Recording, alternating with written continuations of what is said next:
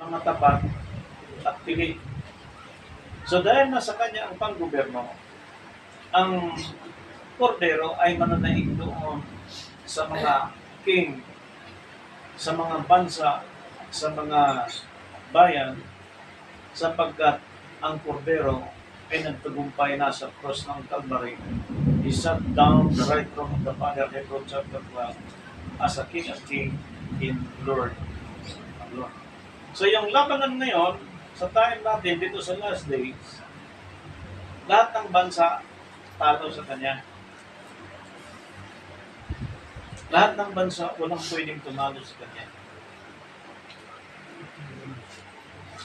Anong unang pinakita sa time natin pagdating sa Christ Sabbath? Daniel chapter 9 verse 27. Isang linggo at kalahati ng isang linggo. Bakit merong 14 na pinag-uusapan pagpatay sa kordero? Shortcut lang natin. Sapagkat yung pinatay ni Moises na kordero, siya ding pinatay sa ating panahon,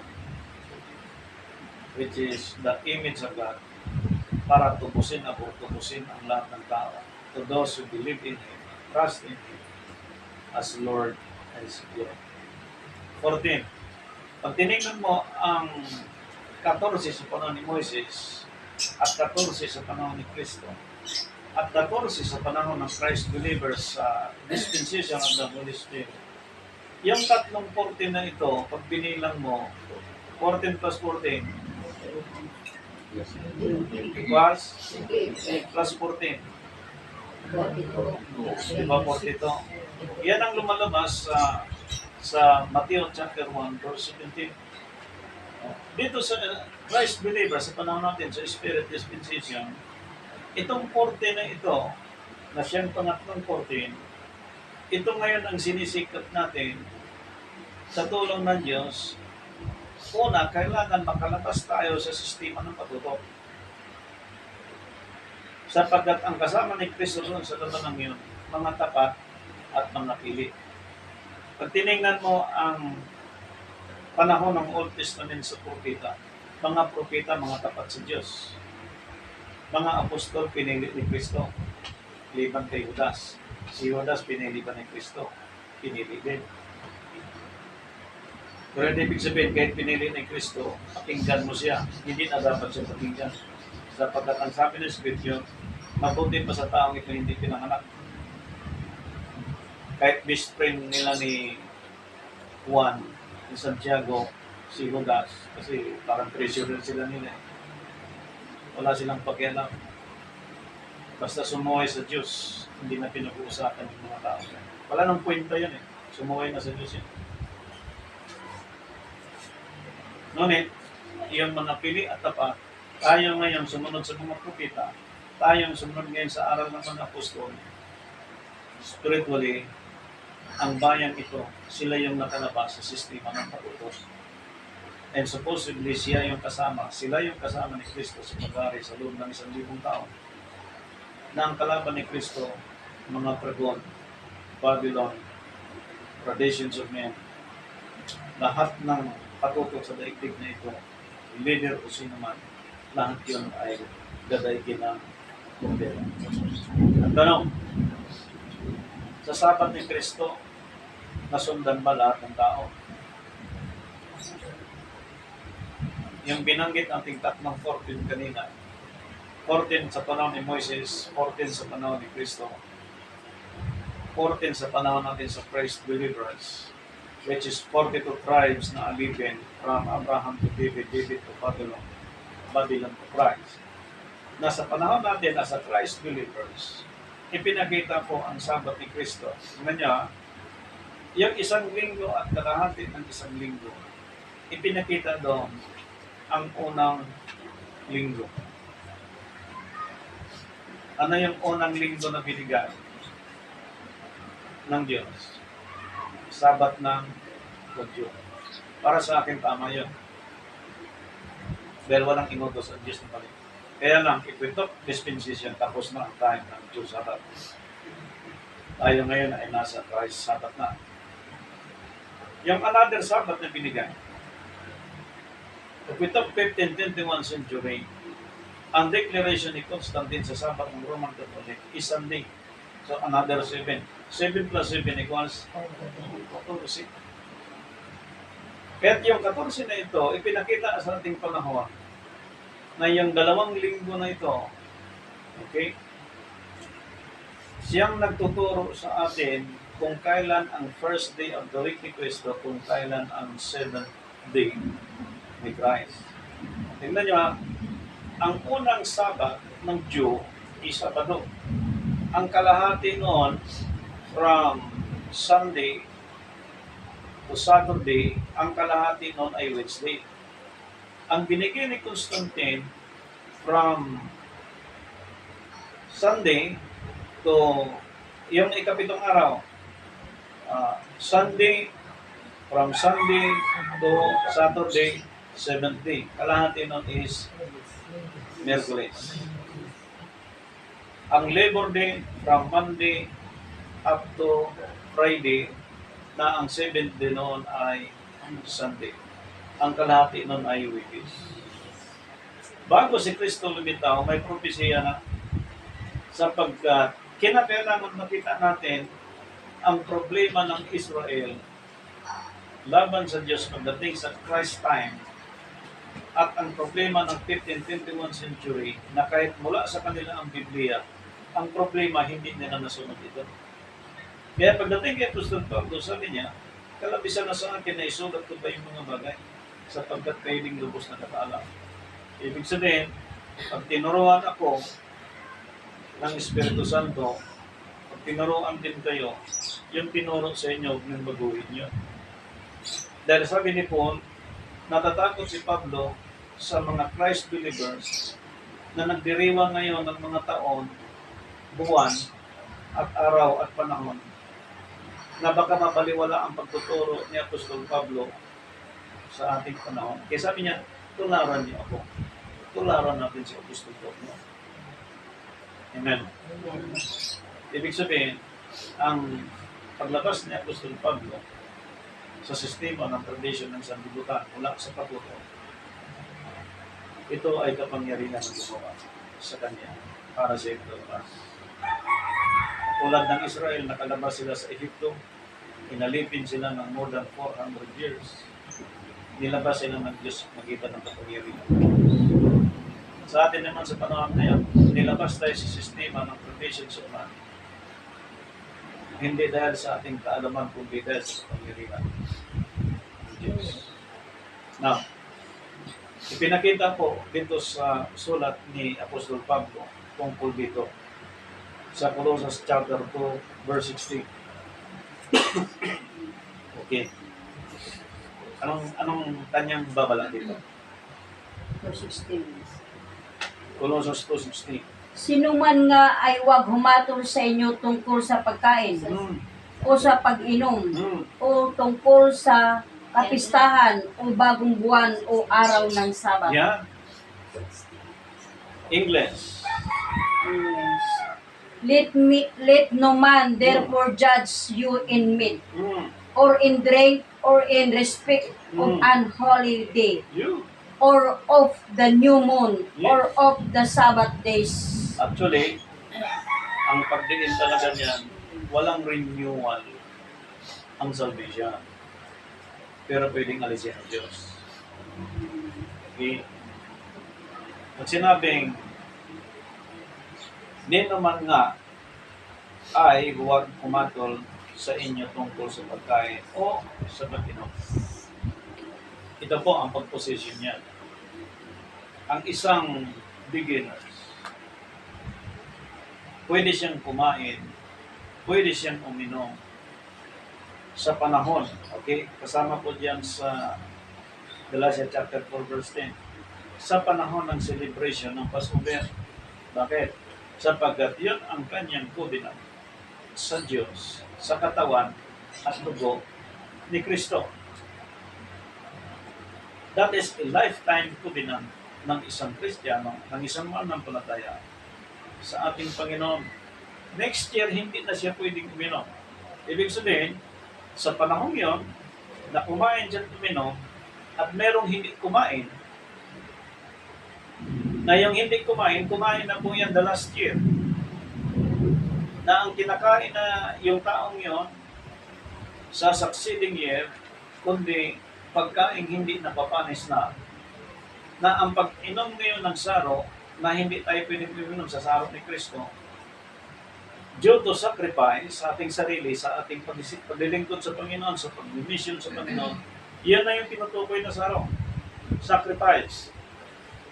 Now, yung beginners na yon, pwede siyang kumain, pwede siyang uminom, pero next year, hindi ka na pwedeng kumain. Kaya kinakailangan ingatan ng isang believers ang kanyang covenant sa Panginoon.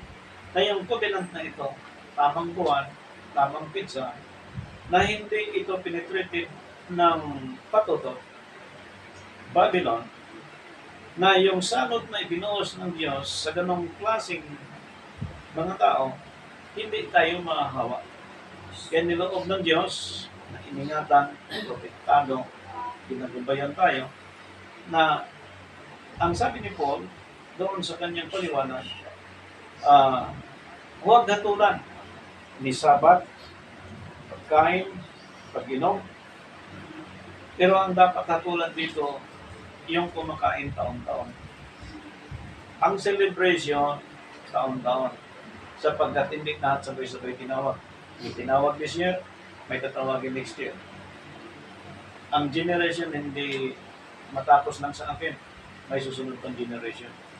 Yung taon-taon na yun, para yan sa new believers in Christ, mga beginners, para po sa kanila yan. Pero yung matatagal na, kain ka ng kain, ibig sabihin, lumalabas na may renewal ang covenant mo sa Diyos, at lumalabas din si Kristo, pinako yearly. Sabi na yung scripture, minsan lang nangyari sa kanya. Once lang. So anong nangyari sa mga taong ito na tinuturuan na ng Espiritu Santo at nagbalik muli doon sa dating kaalaman? Sa tingin nyo, hindi ba na-penetrate ng patutot yan? Tapos best friend nyo, close friend nyo. Close friend natin, best friend natin. Yan ang pinakamalaking challenge sa atin. Kung magpakonwari pa tayo o hindi na, o magpanggap tayong okay lang o hindi na, nasa inyo po yan. Lalo na sa mga pastors, mga lingkod ng Diyos. Sapagkat walang salita ng Diyos na babalik sa kanya na walang pagkas. Naalala ko, mayroong isang tao na magaling magturo, nagkaroon ng cancer, nagkaroon ng sakit, pinagmalaki ka niya yung sakit. Kahit expert ang isang tao, hindi mo dapat pagmalaki yung sakit. Although, kung hindi pa nakatanggap ng tamang aral, pwede.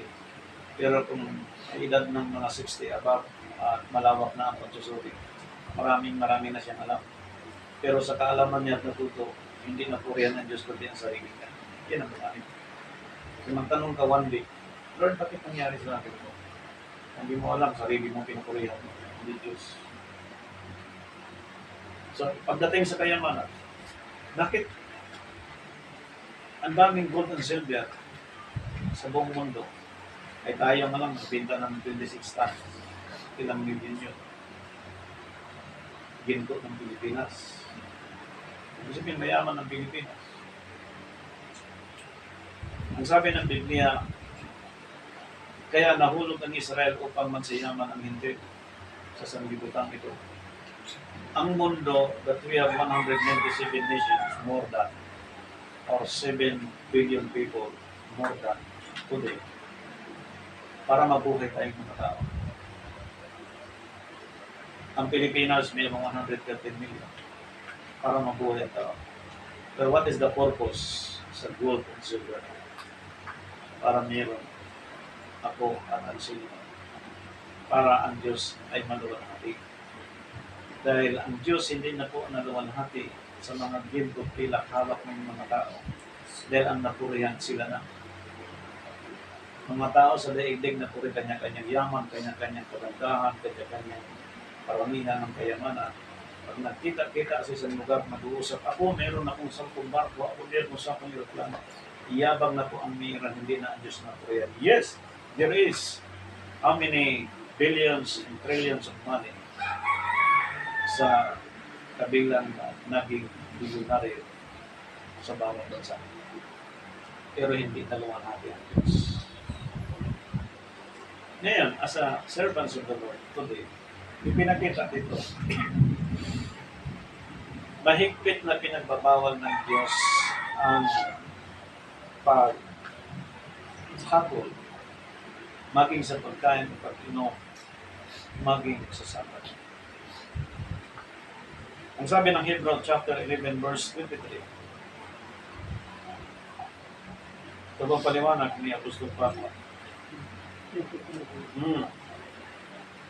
Sa pananampalataya ng ipinanganak si Moises ay tinagong 3 buwan ng kanyang mga magulang sapagkat kanilang nakitang maganda ang bata at hindi sila natakot sa utos ng hari. Isipin niyo po,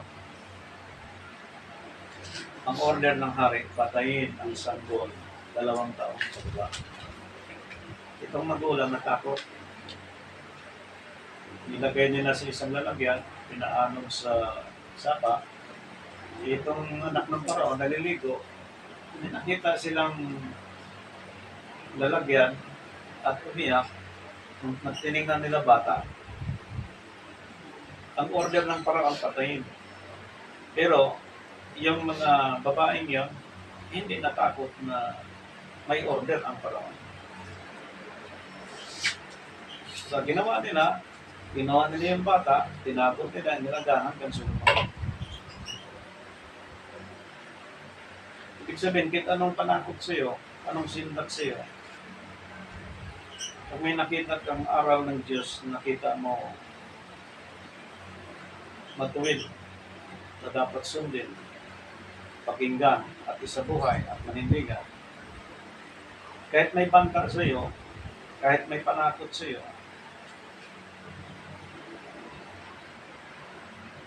hindi mo dapat katakutan yun. Dahil maganda ang nakita nila pag tingin mo sa sanggol. Hopefully, maintindihan mo puti. Na kahit may bangka, hindi mo na rin tama yung bangka niya. Pinalaki si Moises, namuhay. Ngunit, dumating ang punto sa kanyang panahon na kailangan lumisan siya sa isang napakayamang pamilya.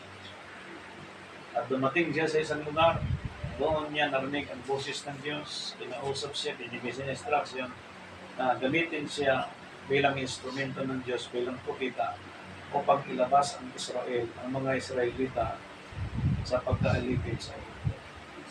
Sino maniwala kay Moises? Total, manalita. At nag-doubt si Moises sapagkat alam niya, hindi niya kayang harapin ang Parao. Pero dahil sa utos ng Diyos, hindi natakot si Moises. Sino naman niya? Also, in our time, ang Babylon, ang katutot, may panindak sa atin. It will talk economics. Na anong panindak sa atin? Sumunod na lang kayo para hindi kayo mawala ng allowance. Pag kumontra kayo, mawala ka ng allowance. Eh, ang daming mga pastor na yung bayaran sa anak, may allowances yan. Every month sa mga churches. May mga apartment, may mga bahay, may mga sakyan niya. Subukan mong sumuhay. Aalisan ka ng tirahan.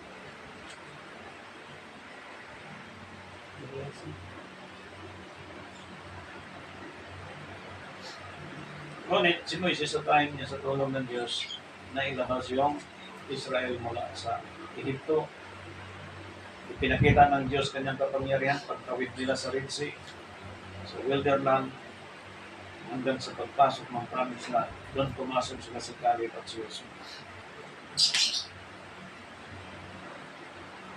Bago nila na-penetrate ni Joshua at ni Caleb ang Canaan, naging tik-tik muna sila sa mga higanting mga tao. Ang ipinakita sa ating time ngayon, before you defeat the Babylon, patutot. Pag-aralan mo, pag-aralan ko, pag-aralan natin lahat ng galaw ng patutot ngayon sa buong daigdig. Ito, days, times, month, and year. Pag nakita mo ang dagdag bawas laban sa Diyos, lumabas ka. Paglabas mo, sundan mo ang itinakda ng Diyos na guide para totally ang taong ito ay makalabas sa sistema ng daigdig na ito. Ngayon, yung mga panahon na natapos nila ni Jose ni Caleb ang pagtiktik sa loob ng Kanaan, kinalaban nila ang mga higante. Anong doubt meron sa isip nila? Hindi namin kayang labanan. Malalaking mga tao. Siguro ganyan lang height. Sa bit-bit lang sila dati. Pero dahil sa pagsunod nila sa Diyos, pinanghawakan nila na kaya nilang lipunin ang mga ito. Sa ating panahon, huwag tayong kakapit sa pera at pinto. Huwag tayong kakapit sa pangako ng tao. Pag kumapit ka dyan, anytime, walang magiging saysay ang buhay niyo sa taas. Even you are a pastor or bishop today. Kailangan ang kapitan mo yung promise ng Diyos. Not for your own will, kundi for the will of God. Para sa kanyang bayan, para sa kanyang bansa, at para sa mga taong nakalabas sa sistema ng patungkol sa daigdig. At napakapanat mo sistema. Sa buong buhay mo, masabi mo sa iyong anak, pamilya, asawa mo, na kahit iniwan ka ng mahal mo sa buhay at nakarinig ka ng aral at tama mula sa Panginoon, napakapagas mo sa buong lahat. Dahil hindi namin pinagdamo ang aral na ito, even local, international, yung aral na ito sapagkat ito ay aral mula sa Diyos. Ngayon, anong ipinakita dito sa ating pag-aaral? This is not only for the gospel of grace. This is for the gospel of the kingdom of God. Bakit po sinabi natin, paano ako gagaling at kayo? Ang bansa, ang sinuman. Paano matuto kayo at ako? Kung gospel of grace lang ang ating pag-uusapan. Ang gospel of grace, marami na yung mga tumboy at bakla. Sa loob ng church, kinukonsinti ng mga pastor. Mga preacher ngayon, mga homosexual, mga lesbian. Hinayaan ng mga pastor at preacher. Pastor ka sa hindi. Pero hindi pwede pairalin sa church yung pag-aasawa ng kapwa-babae. Kahit maglagay ka pa ng pangalan ng Diyos, balutin mo ang buong Quezon City ng tarpaulin sa pangalan ng Diyos. Inside of your church, kinukonsente mo ang sistema na katutot sa loob ng iyong simbahan. Palanisay sa yan, kahit balutin mo ang buong Quezon City sa pangalan ng Diyos. Ngayon, anong lakas ng mga ito? Tulad sa lakas ni Paul at ni Moises, ni Caleb at ni Joshua, para madipit ang higante, para mailabas ang Israel mula sa Egypto, para manindigan si Pablo as a Christ believers. Saan pastor natin makikita ngayon yan? Kung tayo ka ng church para magkuha ng mga kaluluwa, kawawa yung mga kaluluwa ang sumusunod sa iyo.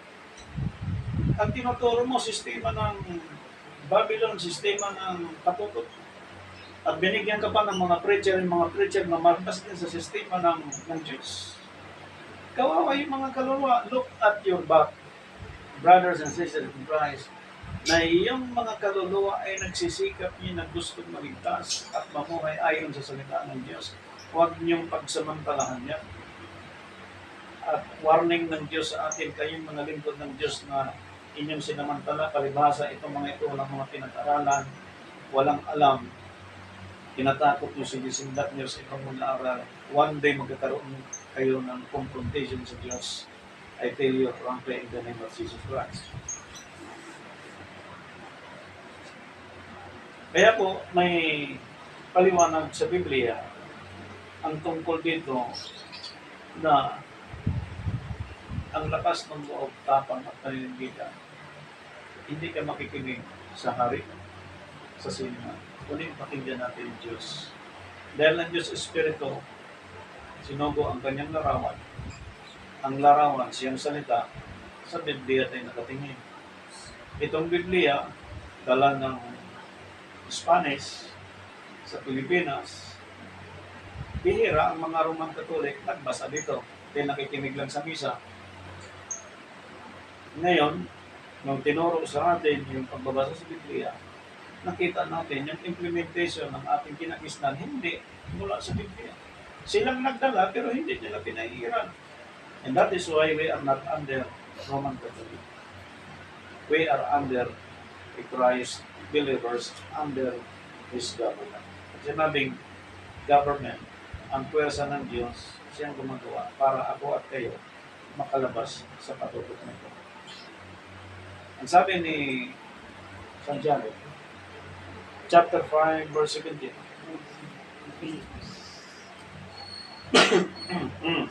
Si Elias ay isang taong may pagkataong gaya rin sa atin. At siya'y nanalangin ng buong ningas upang huwag umulan. At hindi umulan sa lupa sa loob ng 3 taon at 4 na buwan. Anong sabi niya? Si Elias Anim na buwan. ay isang taong may pagkataong gaya rin ng atin. Ganito rin si Elias. Ganito rin. At siya nananangin ng buong ningas upang huwag umulan at hindi umulan sa lupa sa loob ng 3 taon at 6 na buwan. 3.5 at walang ibang propeta na kagawa nito ay si Elias. Amen.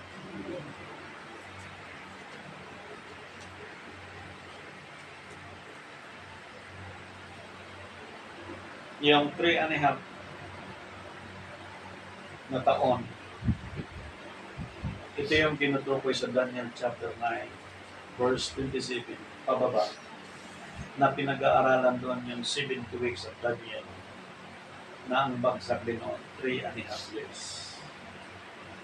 Na doon sa 1 linggo at kalahati ng 1 linggo, na sa 1 linggo, 2 tigkalahati, 3.5 days, that supposedly 3.5 years. Yung Great Revelation sa mangyayari sa darating at nangyari ng 7 years na gutom sa Egypt,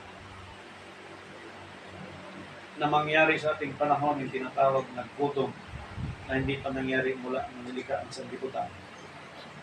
So because of Jesus Christ, mayroon ng konting gutom sa atin. Tribulation during the Great Tribulation.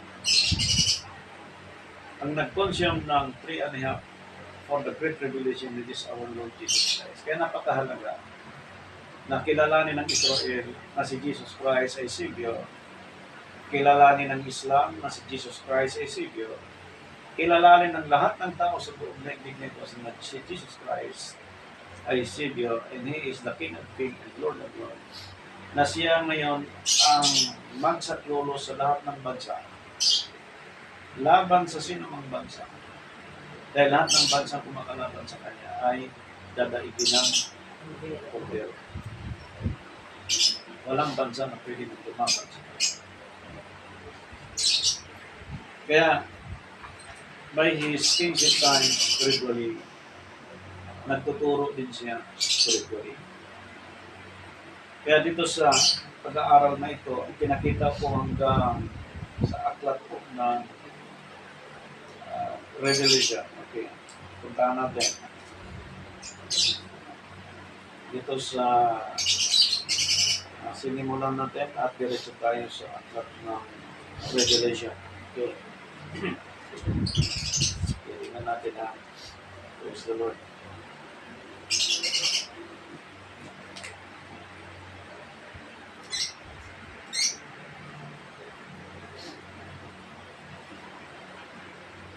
Punta tayo sa aklat ng Revelation. At James chapter 6, verse 12. At nakita ko nang buksan niya ang ika-6 na tatak at nagkaroon ng malakas na lindol. At ang araw ay umitim, na gaya ng isang magaspang na kayong buhok na maitim. At ang buong buwan ay naging gaya ng dugo. Ilang buwan ang Gregorian calendar sa ibang kalendaryo? 360. Diba may 30, may 31. Buong buwan yun naging gaya ng dugo.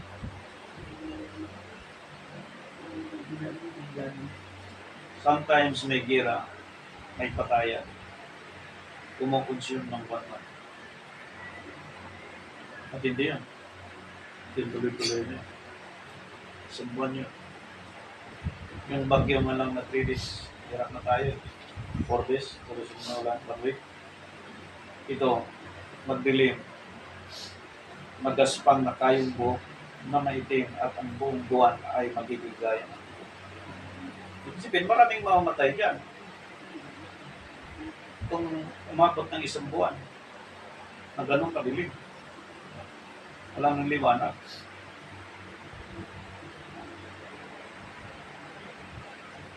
Katulad siya ng isang problema na abutin ng buwan, abutin ng taon, walang solusyon. Puro problema. E kung hindi ka makatiis sa problema, malimutan mo ng kumain, malimutan mo ng pag-inom ng gamot, puro problema. Kasunod yan, atake. Pag inatake ka, ano mangyari sa'yo? Kasabihin mo lang, okay na yung libig, wala na. Hindi. Tiyak ka ba sa iyong espiritu at papuntang eternal life? May habis, may kamatayan. Kamatayang walang hanggan. Eh kung ganon lang ang buhay ng tao, di wala kang Jesus Christ na Savior. Kaya nga siya hindi tinanggap ng ibang mga religion dahil ayaw nilang mamuhay ng isang asawa. Gusto nila 3-4. Dahil labag sa utos ng Diyos pagdating sa Christ. Pagdating sa Biblia. Ngayon, ganun katindi. Okay. Revelation 8:12.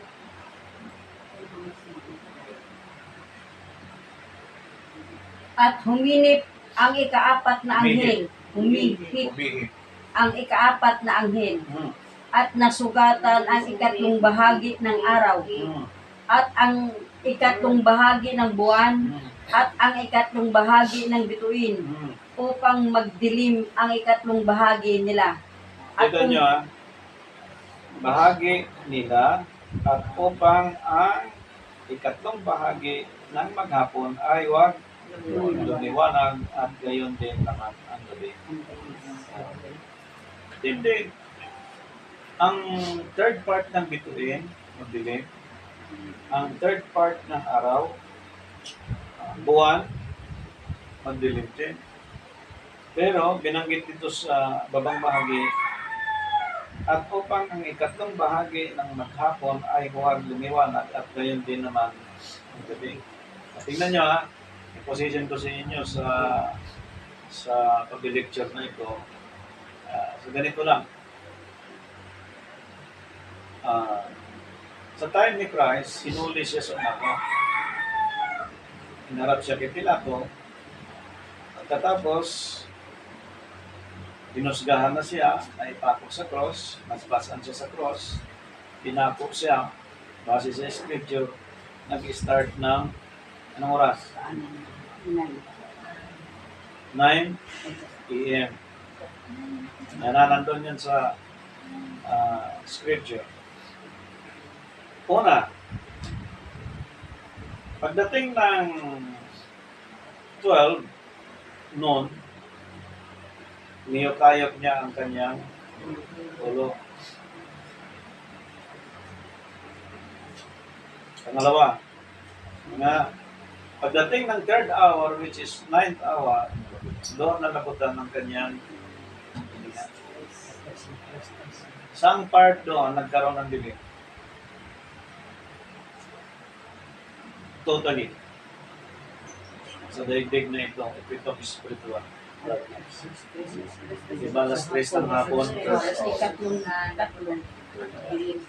So, pag tinignan mo yon, yung division ng tatlong kaganapan kay Christ, mula nung siya ay pinako sa cross, nalagutan ng hininga, hanggang sa namatay, 9 hour, 3rd hour. Pag tinignan mo siya sa buong araw na yon, yung tatlo na yon pasok dito. Saan dito nabilong? Sa time natin ang hapon. Di ba? Magmula alas 12, puno, PM yan. Dahil ang 24 hours niyan, magpalit doon din sa 12 midnight, 12:01. Okay, that is a Gentile time. Pagdating sa original time, which is the Jew time or Hebrew time, 6 p.m. to 6 p.m.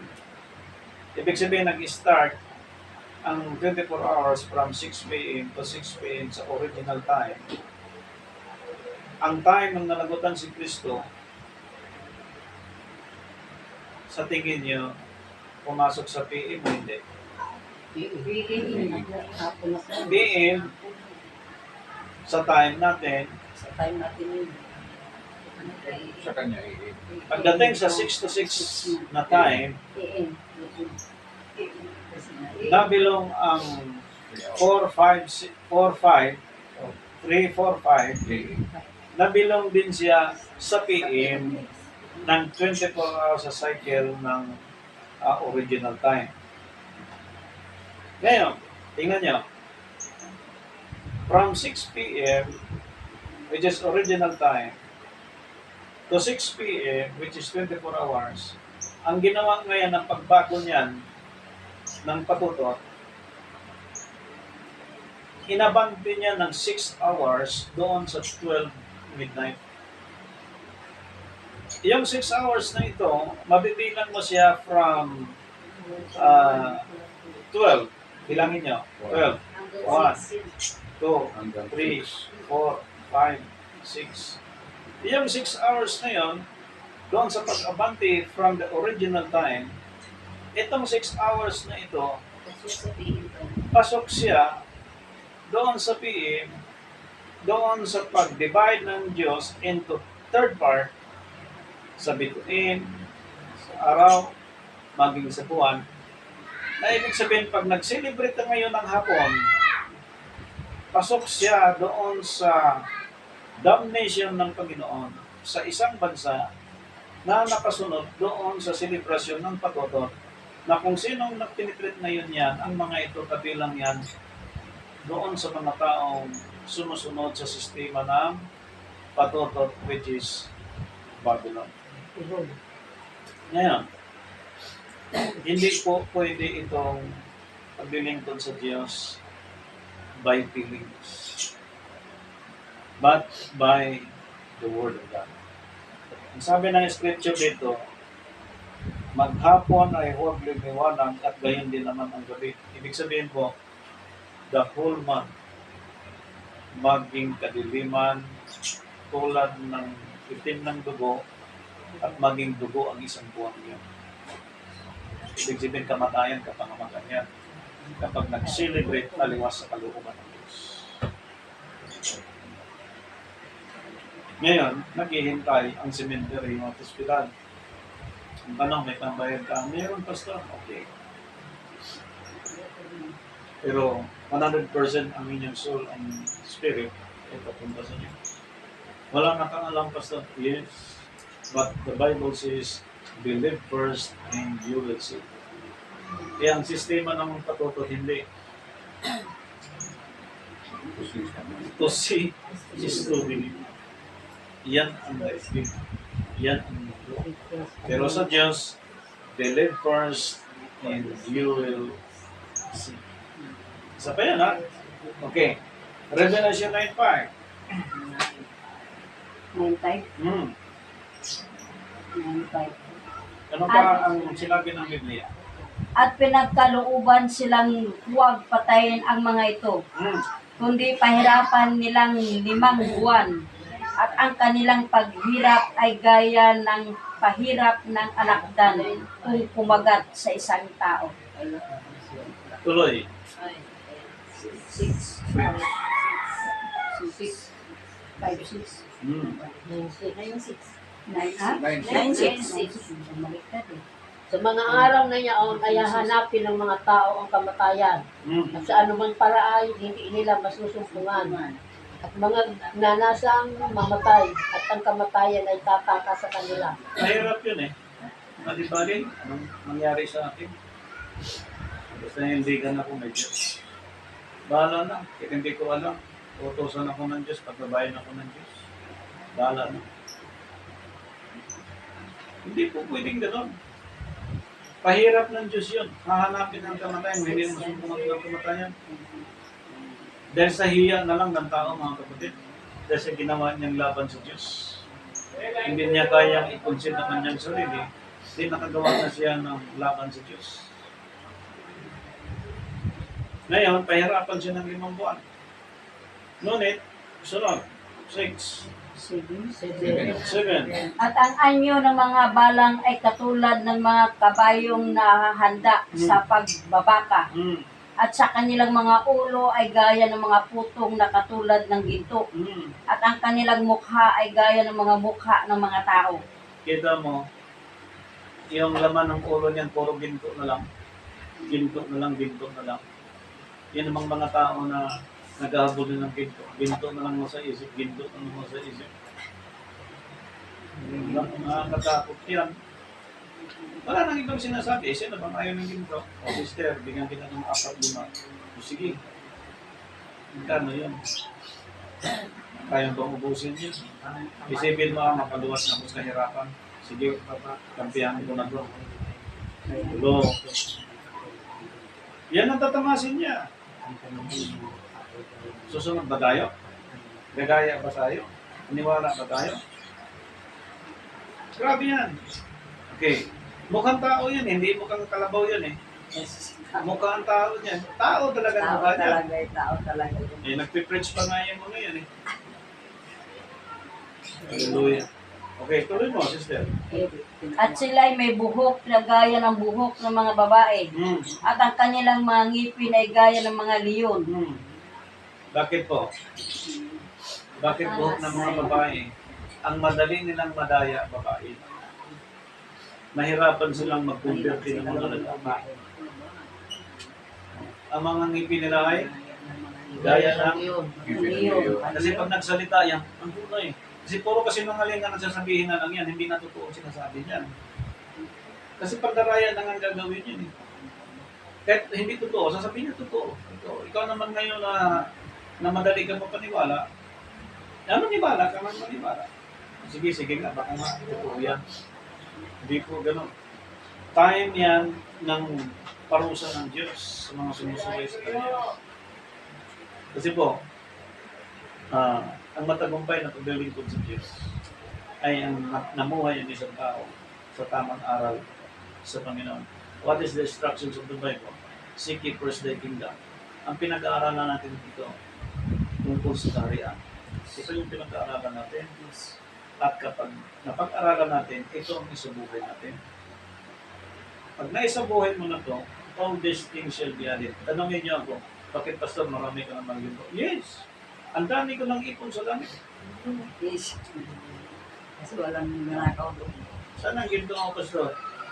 Paano? Manakaw ang ginto? Diyos ang tago. Ang sabi ng Biblia, yung natutunan mo, yung naalaman mo, hindi kayang pantayan ang yaman ng sanlibutan. Hindi. Mag-isip kayo ng pinakamayaman sa buong mundo. Roman Catholic, Santo Papa, wala yung mga ginto nila. Kasi po, ang aral sa Biblia hindi sinusunod po nila. Hindi. Pera-pera. Ang ipinakita po sa atin, believe first and you will see.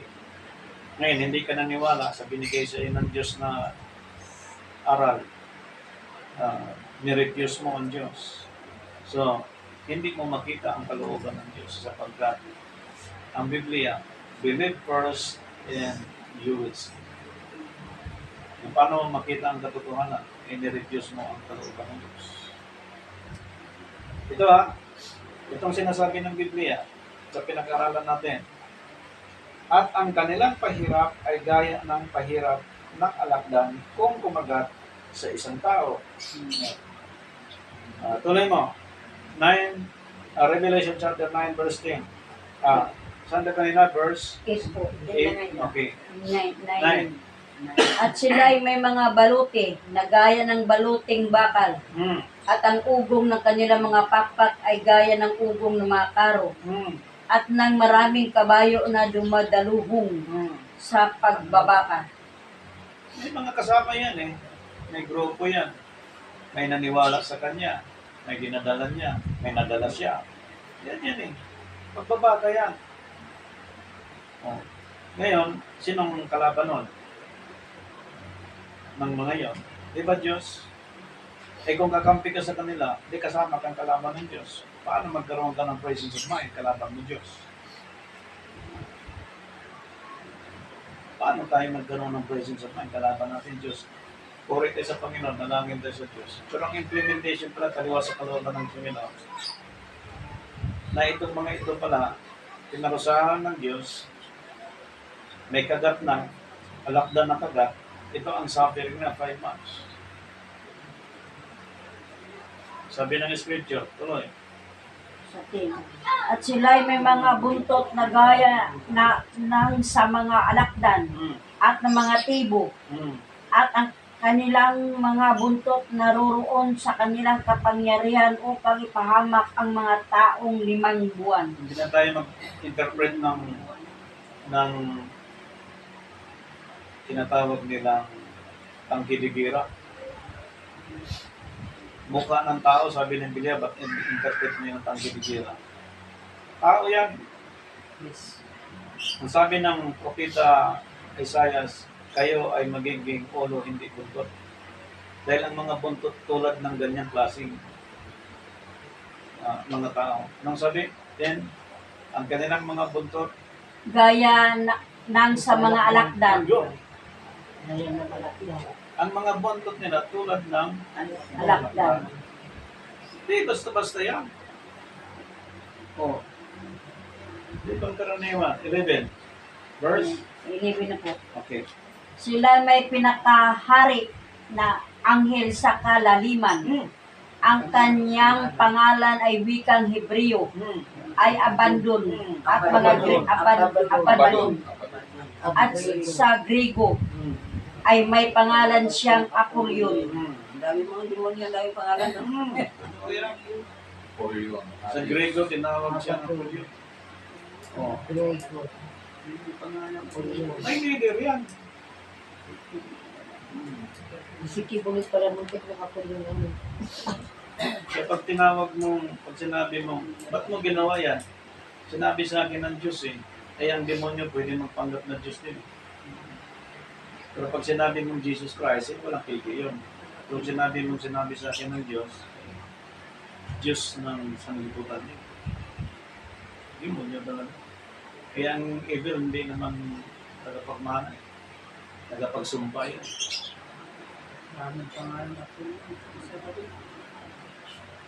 Yan. Tuloy mo, sis. Ang unang pagkaaba ay nakaraan na. Narito, darating pa ang dalawang pagkaaba sa haharapin. Yan. Pag sinabing una, in-interpret ng marami actually First World War, Second World War, and supposedly Third World War. Ako'y naniwala po para sa akin, based on the scripture, dahil may propesya na po ng mga bansa, mag-aaral ng maging sudsod na yung mga armas nila. May mga gira lang, mga kalat-kalat in so many nations, pero hindi world. Ang World War ngayon spiritual, hindi material o physical. Kaya bawat bansa mag-secure, bawat presidente, kukuha kayo ng advisor ng mga spiritual, hindi mga advisor ng 15th-21st century. Kailangan advisor tulad ni Apostol Pablo na mag-advise sa inyo. Presidente ka man, congressman, senador ka man, dapat ang advisor nyo mga katulad ni Apostol Pablo.